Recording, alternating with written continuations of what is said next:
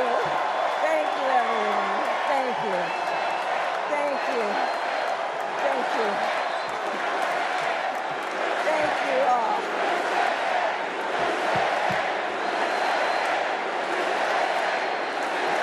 Thank you all.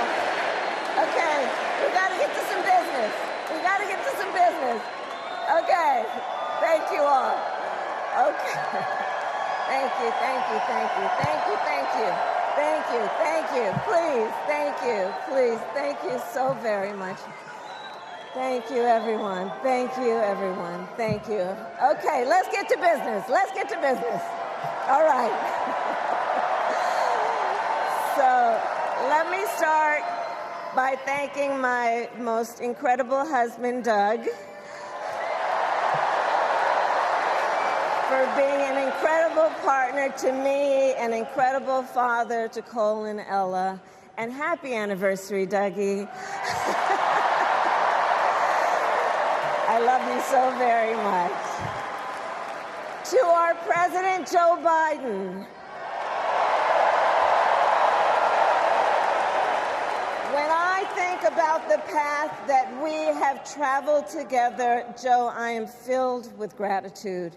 Your record is extraordinary, as history will show, and your character is inspiring. And Doug and I love you and Jill and are forever thankful to you both.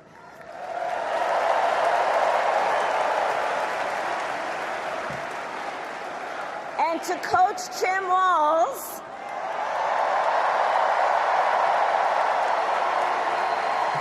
you are going to be an incredible vice president. And to the delegates and everyone who has put your faith in our campaign, your support is humbling.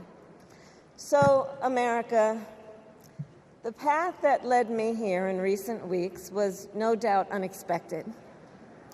But I'm no stranger to unlikely journeys. So, my mother, our mother, Kamala Harris, had one of her own. And I miss her every day, and especially right now. And I know she's looking down, smiling. I know that. So my mother was 19 when she crossed the world alone, traveling from India to California with an unshakable dream to be the scientist who would cure breast cancer. When she finished school, she was supposed to return home to a traditional arranged marriage. But as fate would have it, she met my father, Donald Harris, a student from Jamaica. They fell in love and got married, and that act of self-determination made my sister Maya and me. Growing up, we moved a lot. I will always remember that big Mayflower truck packed with all our belongings, ready to go to Illinois, to Wisconsin, and wherever our parents' jobs took us.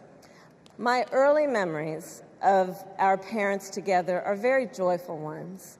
A home filled with laughter and music, Aretha, Coltrane, and Miles. At the park, my mother would say, "Stay close." But my father would say, as he smiled, "Run, Kamala, run. Don't be afraid. Don't let anything stop you."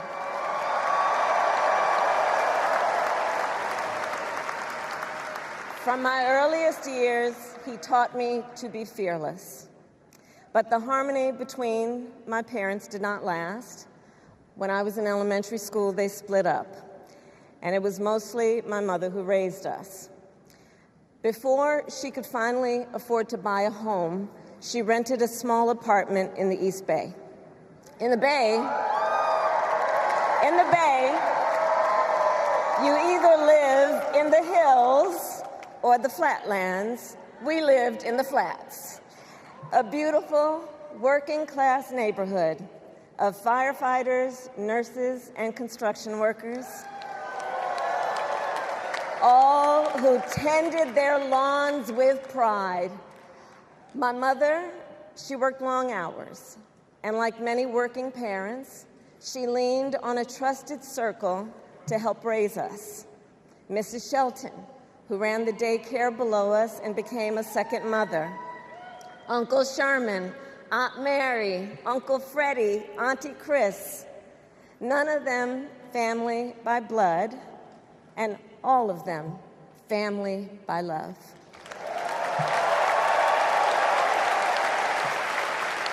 Family who taught us how to make gumbo, how to play chess, and sometimes even let us win. Family who loved us, believed in us, and told us we could be anything and do anything. They instilled in us the values they personified: community, faith, and the importance of treating others as you would want to be treated, with kindness, respect, and compassion. My mother was a brilliant, 5-foot-tall brown woman with an accent. And as the eldest child, I saw how the world would sometimes treat her. But my mother never lost her cool. She was tough, courageous, a trailblazer in the fight for women's health, and she taught Maya and me a lesson that Michelle mentioned the other night. She taught us to never complain about injustice, but do something about it. Do something about it. That was my mother. And she taught us, and she also taught us, and never do anything half-assed. And that is a direct quote. A direct quote. I grew up immersed in the ideals of the civil rights movement. My parents had met at a civil rights gathering, and they made sure that we learned about civil rights leaders, including the lawyers like Thurgood Marshall and Constance Baker Motley, those who battled in the courtroom to make real the promise of America. So at a young age, I decided I wanted to do that work. I wanted to be a lawyer. And when it came time to choose the type of law I would pursue, I reflected on a pivotal moment in my life. You see, when I was in high school, I started to notice something about my best friend, Wanda. She was sad at school, and there were times she didn't want to go home. So one day I asked if everything was all right, and she confided in me that she was being sexually abused by her stepfather. And I immediately told her she had to come stay with us, and she did. This is one of the reasons I became a prosecutor, to protect people like Wanda, because I believe everyone has a right to safety, to dignity, and to justice.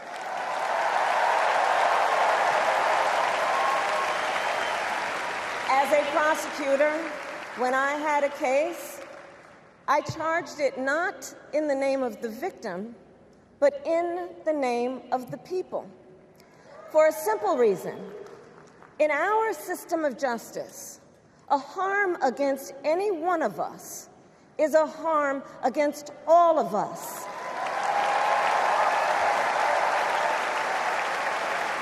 And I would often explain this to console survivors of crime, to remind them no one should be made to fight alone. We are all in this together. And every day in the courtroom, I stood proudly before a judge and I said 5 words: Kamala Harris for the people.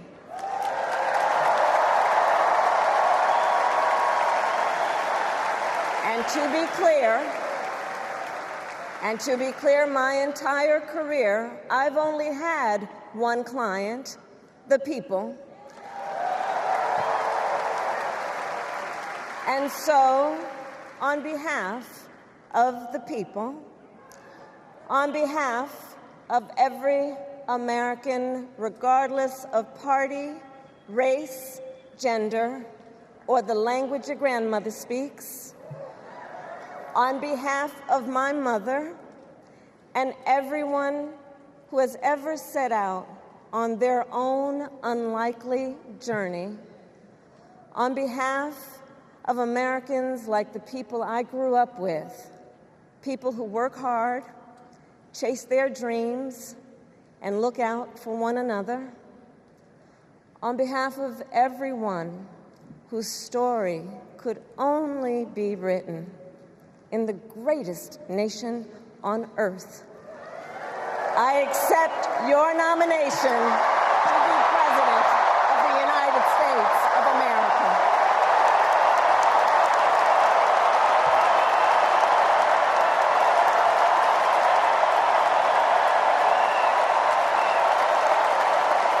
And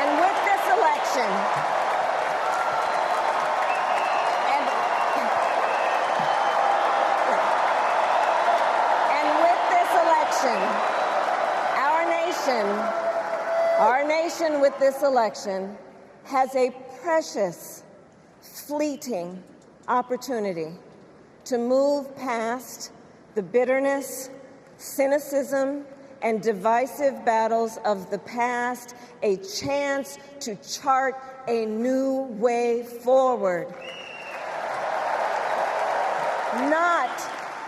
Not as members of any one party or faction, but as Americans. And let me say, I know there are people of various political views watching tonight, and I want you to know, I promise to be a president for all Americans.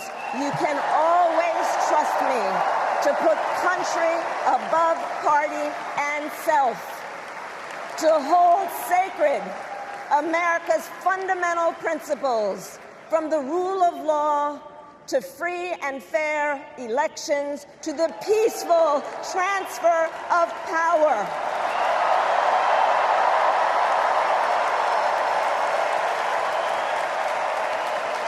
I will be a president who unites us around our highest aspirations, a president who leads and listens, who is realistic, practical, and has common sense, and always fights for the American people. From the courthouse to the White House, that has been my life's work. As a young courtroom prosecutor in Oakland, California, I stood up for women and children against predators who abuse them. As Attorney General of California, I took on the big banks, delivered $20 billion for middle-class families who faced foreclosure, and helped pass a homeowner Bill of Rights, one of the first of its kind in the nation. I stood up for veterans and students being scammed by big for-profit colleges, for workers who are being cheated out of their wages, the wages they were due, for seniors facing elder abuse. I fought against the cartels who traffic in guns and drugs and human beings, who threaten the security of our border and the safety of our communities.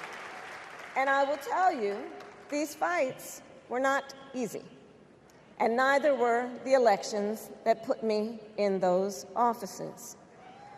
We were underestimated at practically every turn, but we never gave up, because the future is always worth fighting for.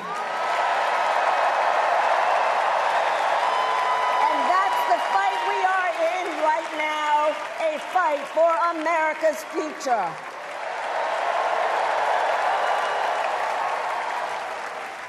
Fellow Americans, this election is not only the most important of our lives, it is one of the most important in the life of our nation.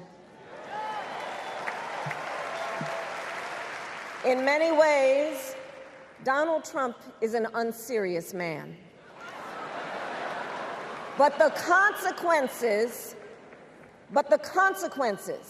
of putting Donald Trump back in the White House are extremely serious. Consider not only the chaos and calamity when he was in office, but also the gravity of what has happened since he lost the last election. Donald Trump tried to throw away your votes. When he failed, he sent an armed mob to the United States Capitol, where they assaulted law enforcement officers. When politicians in his own party begged him to call off the mob and send help, he did the opposite. He fanned the flames. And now, for an entirely different set of crimes, he was found guilty of fraud by a jury of everyday Americans and separately found liable for committing sexual abuse. And consider what he intends to do if we give him power again. Consider his explicit intent to set free violent extremists who assaulted those law enforcement officers at the Capitol. His explicit intent to jail journalists, political opponents, and anyone he sees as the enemy. His explicit intent to deploy our active duty military against our own citizens. Consider the power he will have, especially after the United States Supreme Court just ruled that he would be immune from criminal prosecution. Just imagine Donald Trump with no guardrails, and how he would use the immense powers of the presidency of the United States, not to improve your life, not to strengthen our national security, but to serve the only client he has ever had, himself.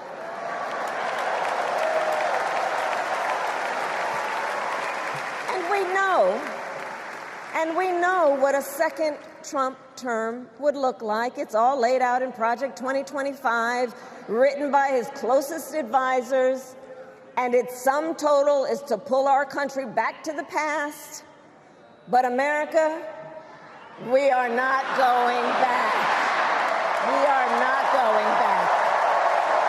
We are not going back.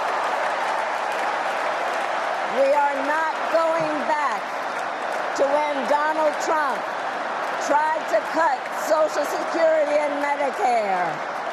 We are not going back to when he tried to get rid of the Affordable Care Act, when insurance companies could deny people with pre-existing conditions.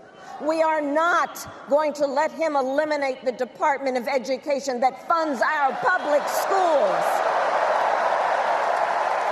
We are not going to let him end programs like Head Start that provide preschool and child care for our children.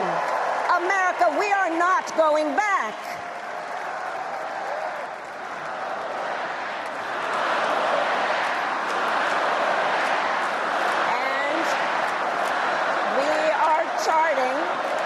And we are charting a new way forward. Forward to a future with a strong and growing middle class, because we know a strong middle class has always been critical to America's success. And building that middle class will be a defining goal of my presidency.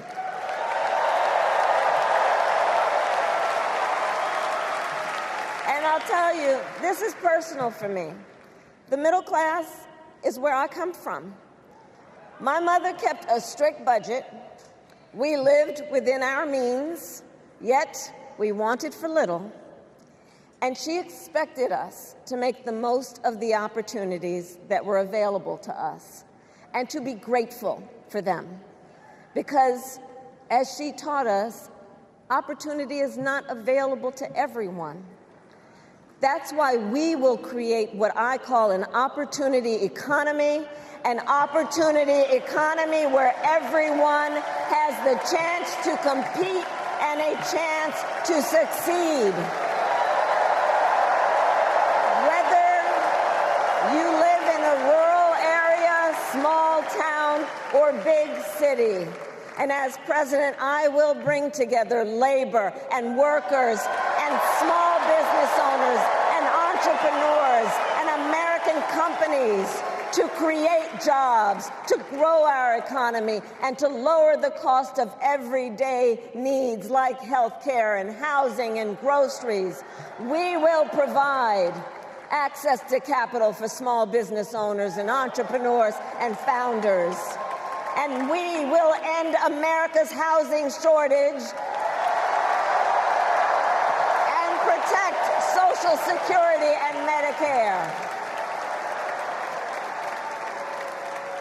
Now compare that to Donald Trump, because I think everyone here knows he doesn't actually fight for the middle class. He doesn't actually fight for the middle class.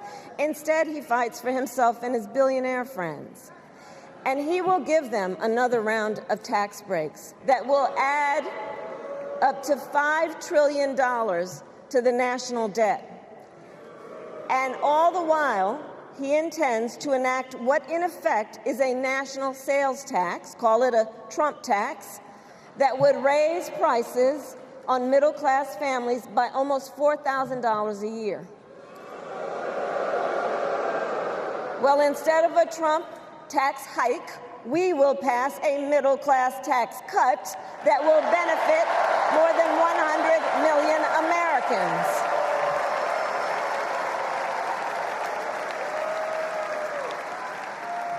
Friends, I believe America cannot truly be prosperous unless Americans are fully able to make their own decisions about their own lives, especially on matters of heart and home.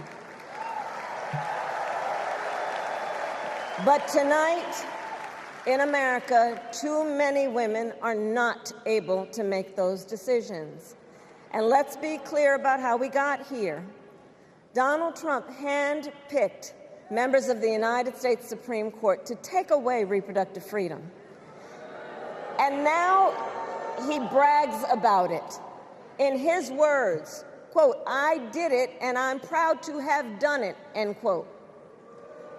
Well, I'll tell you, over the past 2 years, I've traveled across our country, and women have told me their stories. Husbands and fathers have shared theirs. Stories of women miscarrying in a parking lot, developing sepsis, losing the ability to ever again have children, all because doctors are afraid they may go to jail for caring for their patients. Couples just trying to grow their family, cut off in the middle of IVF treatments. Children who have survived sexual assault, potentially being forced to carry a pregnancy to term. This is what's happening in our country because of Donald Trump. And understand, he is not done. As a part of his agenda, he and his allies would limit access to birth control, ban medication abortion, and enact a nationwide abortion ban with or without Congress. And get this, he plans to create a national anti-abortion coordinator and force states to report on women's miscarriages and abortions. Simply put, they are out of their minds.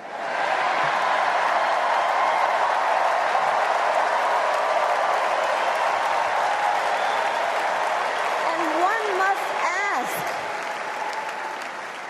one must ask, why exactly is it that they don't trust women?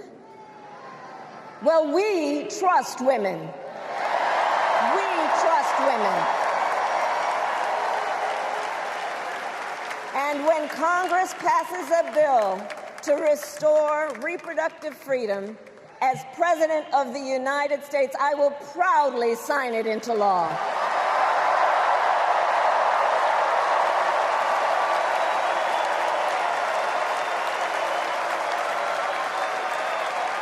In this election, many other fundamental freedoms are at stake.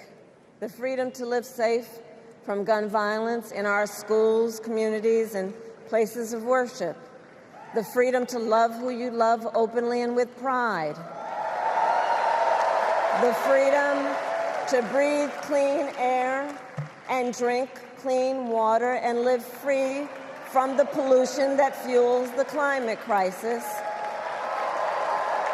And the freedom that unlocks all the others, the freedom to vote.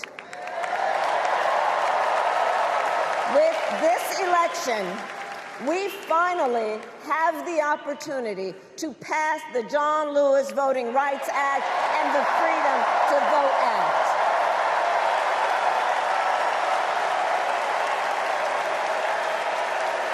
And let me be clear.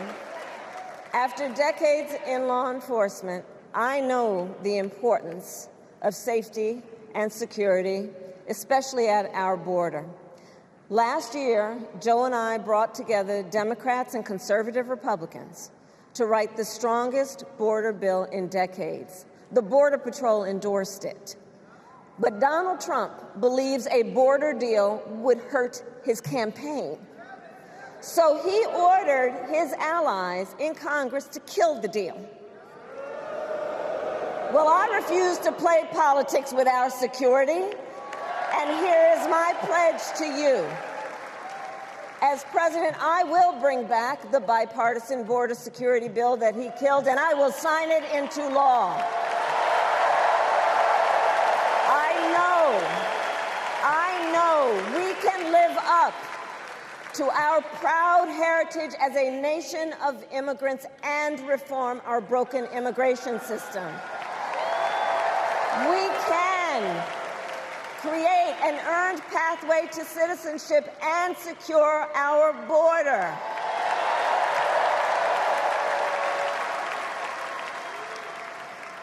And America, we must also be steadfast in advancing our security and values abroad. As Vice President, I have confronted threats to our security, negotiated with foreign leaders, strengthened our alliances, and engaged with our brave troops overseas. As Commander-in-Chief, I will ensure America always has the strongest, most lethal fighting force in the world, and I will fulfill our sacred obligation to care for our troops and their families, and I will always honor and never disparage their service and their sacrifice.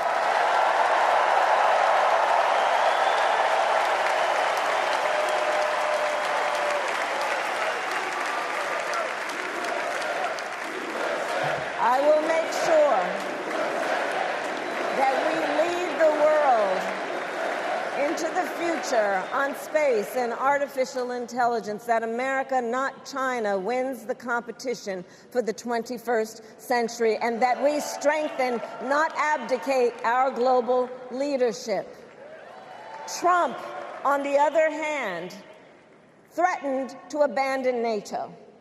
He encouraged Putin to invade our allies, said Russia could, quote, do whatever the hell they want.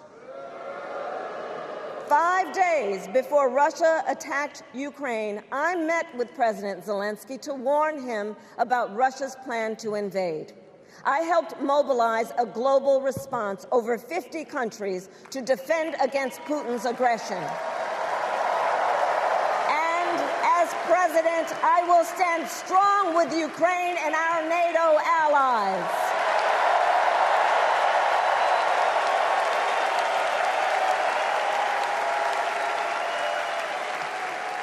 With respect to the war in Gaza, President Biden and I are working around the clock, because now is the time to get a hostage deal and a ceasefire deal done.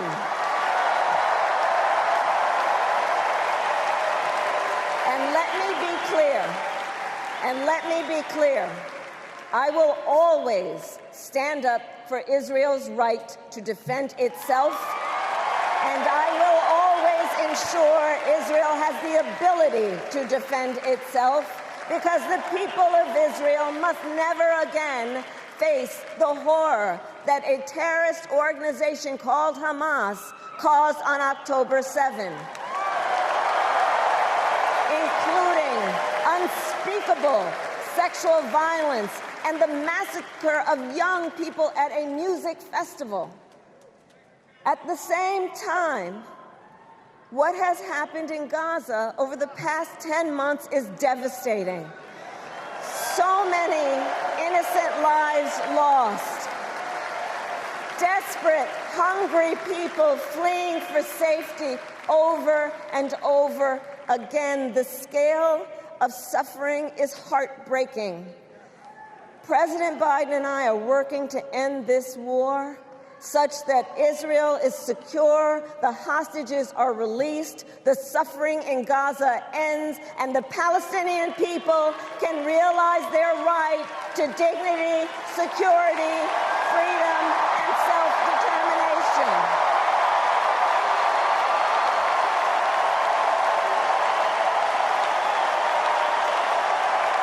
And know this, I will never hesitate to take whatever action is necessary to defend our forces and our interests against Iran and Iran-backed terrorists. I will not cozy up to tyrants and dictators like Kim Jong-un, who are rooting for Trump,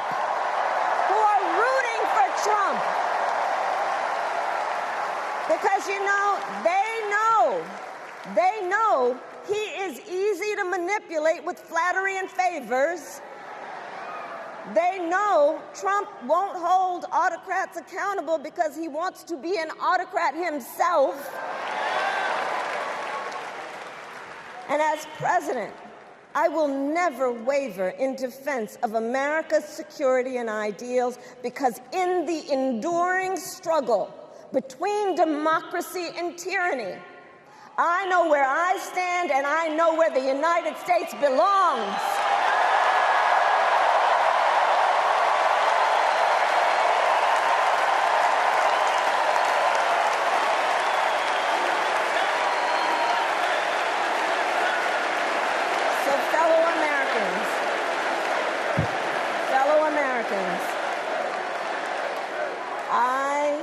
I love our country with all my heart. Everywhere I go, in everyone I meet, I see a nation that is ready to move forward, ready for the next step in the incredible journey that is America. I see an America where we hold fast to the fearless belief that built our nation and inspired the world, that here in this country, anything is possible, that nothing is out of reach. An America where we care for one another, look out for one another, and recognize that we have so much more in common than what separates us. That none of us has to fail for all of us to succeed. And that in unity there is strength. You know, our opponents in this race are out there every day denigrating America, talking about how terrible everything is. Well, my mother had another lesson she used to teach. Never let anyone tell you who you are. You show them who you are. America, let us show each other and the world who we are and what we stand for. Freedom, opportunity, compassion, dignity, fairness, and endless possibilities.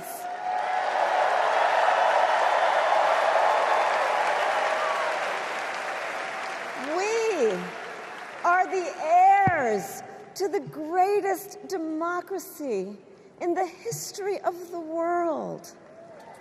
And on behalf of our children and our grandchildren and all those who sacrificed so dearly for our freedom and liberty, we must be worthy of this moment.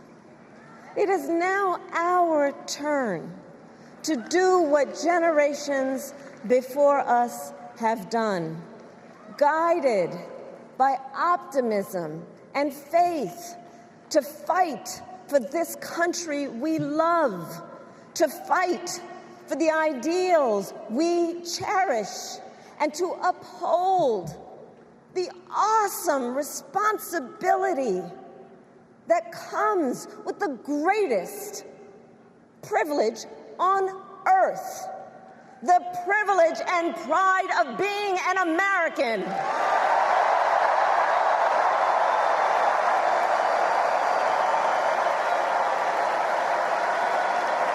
So let's get out there, let's fight for it, let's get out there, let's vote for it, and together let us write the next great chapter in the most extraordinary story ever told.